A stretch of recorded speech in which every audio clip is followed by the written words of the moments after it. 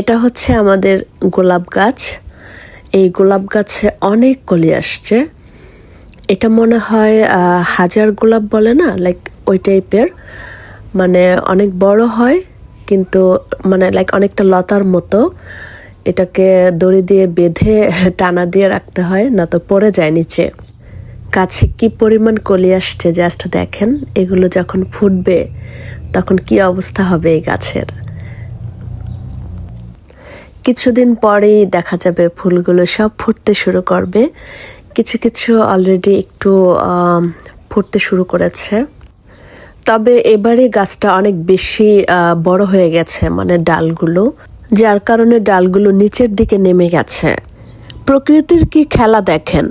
এই গাছগুলো যখন ঠান্ডা আসে তখন একদম মরে যায়, আবার যখন সামার আসে তখন তার পূর্বের রূপ আবার ফিরে পায়।